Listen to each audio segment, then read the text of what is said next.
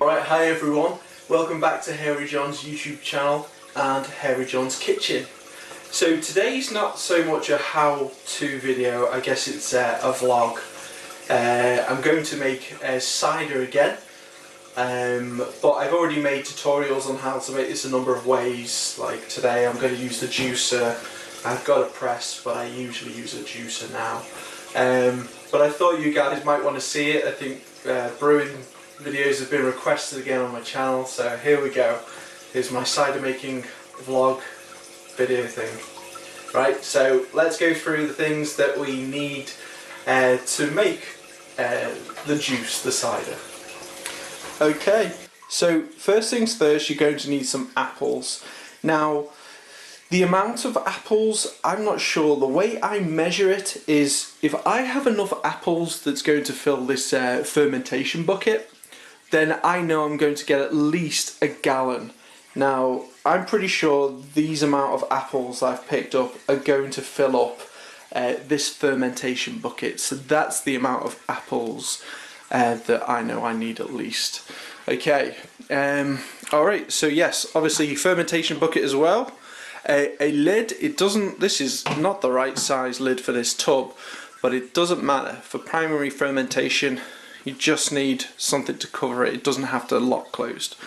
Okay, all the equipment's been sterilised as well, but we need a sieve and a draining bag. Okay, and the other things that we need, in this case I'm going to use a juicer. I think I just mentioned that. You can use a press. I've got a press in the garage, but a juicer is just a bit quicker, a bit less mess, and because I'm only making a small amount of cider, this is what I'm going to go for. If you're going to make more cider, say about 5 gallons, I go with a press. It's going to be much easier for that amount. Alright, and cool, yep, a chopping board and a knife just to cut the apples.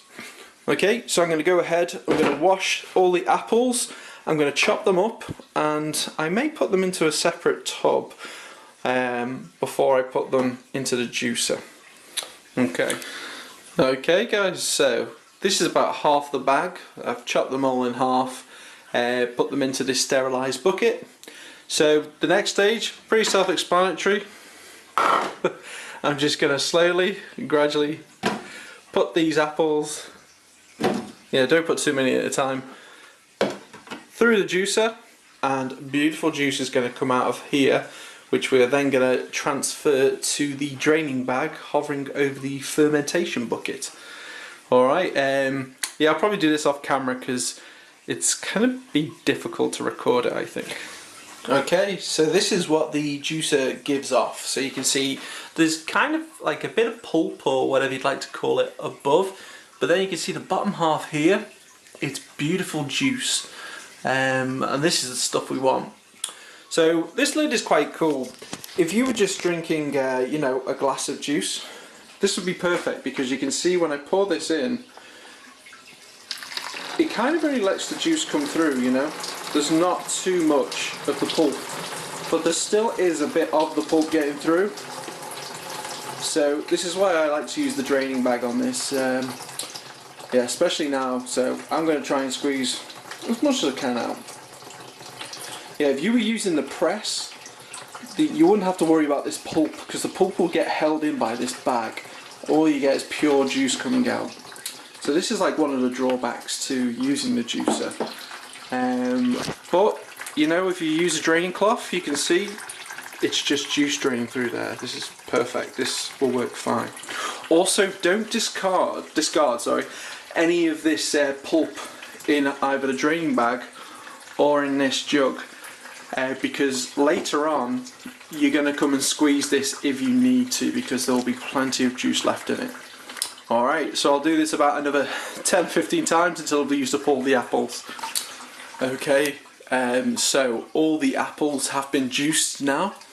You can see we've not quite reached the gallon mark, but any leftover pulp like this, I want to reach a gallon. I'm going to let this drain. I'm going to add a bit more pulp that I've put to one side, and I'm going to squeeze it. You can even leave it overnight. That's what they recommended with the cider press that I've got. but I'm going to squeeze this out, and hopefully before I have to go to work I can get to just over a gallon and I can discard all the other pulp. Alright guys, so I'm going to try and show you now how much juice is coming out of here. And this is tricky because you don't want this to fall in.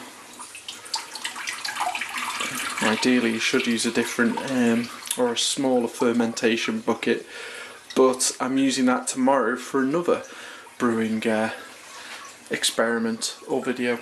But as you can see, I'm going to give it a bit more of a squeeze now, but that has gone over the 1 gallon mark, so we have more than enough. I even need a glass of this for tomorrow's brewing video, and I think I've got enough for that. So I'm going to squeeze this off camera, and then in the morning I'm probably going to add the yeast because I have to go to work in a minute.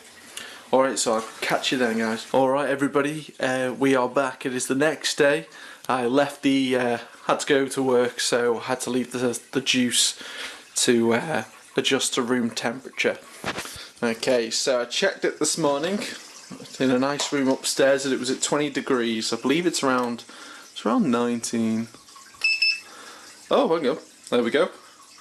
Spot on 20.